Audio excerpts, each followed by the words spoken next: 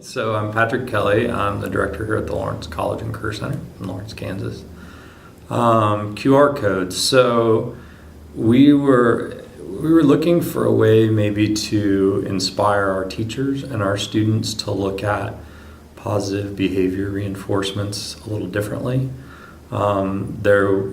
We have teachers that come in and out, so they may be here for half a day. We have college professors that come in and teach classes, but we still wanted them to sort of reinforce those positive behaviors.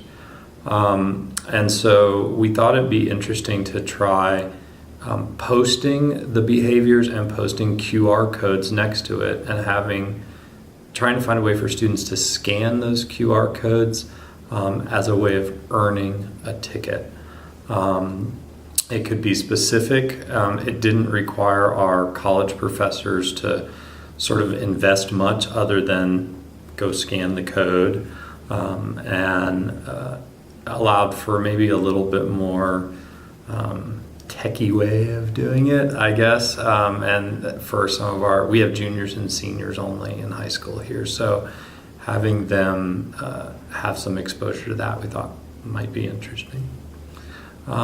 We spent a lot of time trying to figure out how to do it on the technology side. I will say yay for YouTube and Google searching, but you can essentially, we use Google Forms. Once we set it up so that we have each of the behaviors that we're looking for, and we chose 9. We just did we have 3 sort of areas that we focus on, and then we chose 3 behaviors within each area. And then you can pre-populate the form with whatever response you want. So if the behavior was be on time with necessary materials, we'd click on that on the form, and then you can create a QR code from that. Well, you get a URL link for that pre-populated form. Then you turn it into a QR code, and then you post that on your poster. So when the student goes up and scans it, it's just pulling up the Google form is what it's doing, pre-populated. I will say that sometimes the QR code reader doesn't read the right QR code, but that's fine because you're on the form and then you can select it. The student then types in their student ID number, and then this teacher types in their a secret password that they gave me. The idea behind it was that students can't give themselves as many as they want. We have some incentives, if they get 15, if they get 10, otherwise they'd just be scanning like crazy, which isn't bad, but that wasn't the point. And so the teacher enters in a code. That all flows into a Google spreadsheet, using some fun formulas and some scripts and things like that.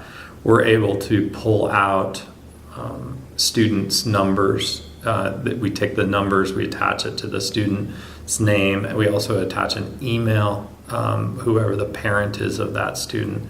We take the teacher's special code and we pull out the actual teacher's name. So that gives us a lot more data. It also gives us a time and date stamp. So again, more data if we wanted to look at that. Using some add-ons in Google Sheets, we can send automatic emails to parents. So as soon as the kid gets it, it fills it in with the teacher's name, the teacher's email. There's all kinds of things. Once you get the data in the spreadsheet, there's all kinds of things you can do with it.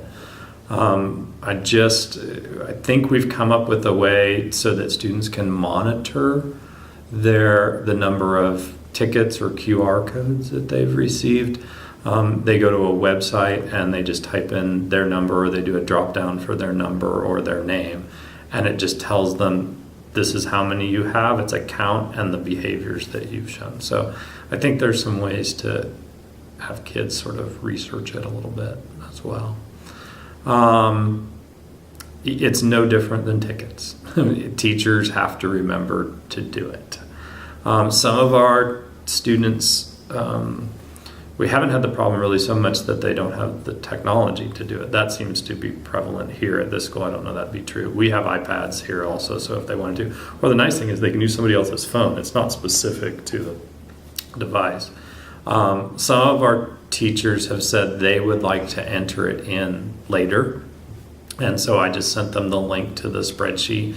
I don't always get a timestamp on it, but that's not the worst thing in the world. So they have a form that they can just fill it out and it flows over. So that was one thing we sort of hit off on. But mostly it's just teachers remembering to do it. And I think with more practice and more reinforcement, it's that same habit reinforcement cycle, trying to get them to reinforce those behaviors. We'll get there eventually. I think all the same problems you have with tickets, you would have with this. So we created actually 4 different forms because we have different spaces in the way we use. So there's one out in the common space, there's one in the tech lab, that, you know, they're sort of all over. And so that helps too, is that really, instead of a ticket, which just has 3 or 4 where the teacher has to write it in, by the end, we had 36 different behaviors all around the building, and depending on where you were, you could use them. I think understanding which spaces we're using, you know, maybe where we need to beef up our efforts. The other thing that I think is really positive about it is we can change them. You know, that it's really just on an 8.5 by 11 sheet of paper, and you go through and you take one out, we need to reinforce another one. So there's a lot of flexibility in it, but it still keeps all the data in the same place. Yeah, I mean, I think that's some of the data that we're using, how often we do it, which teachers do it. So in the first week we had like 10, and then I started doing positive behavior reinforcement with our teachers, and I've seen them jump up in specific, some teachers more than others. I'm still struggling with my post-secondary teachers. I don't think they understand how it works. But I think when some of our students see their peers, the hope is that the student will say, see, I'm demonstrating that behavior. Can I go get a QR code? And the total commitment on the teacher is to enter in a 4-digit code. That's all I need them to do. So they don't have to keep tickets. They don't have to turn them into a box. All that's done. So everybody opens their umbrella with a different amount of rain. And some of our teachers, all I needed to do was show them in our initial meeting at the beginning of the year, and they were off and running. Others, I've gone around to every classroom and actually demonstrated it with some students and walked a teacher through it, walked the students through it. Some others have asked me to come back because they can't quite remember. And then working with, I do a weekly newsletter with our staff, and I try to put something in there every week for their professional development, and understanding how we develop habits, what's our trigger, what's our practice, and then what's our reward. And so helping them find those times to go, okay, I need to get in the habit of this. So you want to catch them in the behavior. So we have a young man who really struggles with getting here on time. We had him here last year. He's back this year. And I sat down and I first talked to him about some strategies for being on time. And then he came in and he was on time. And I said, thank you for being on time. We really appreciate it. You know, that's a professional skill we expect here. I want to show you how to use this QR code thing. And so he went over and we did it.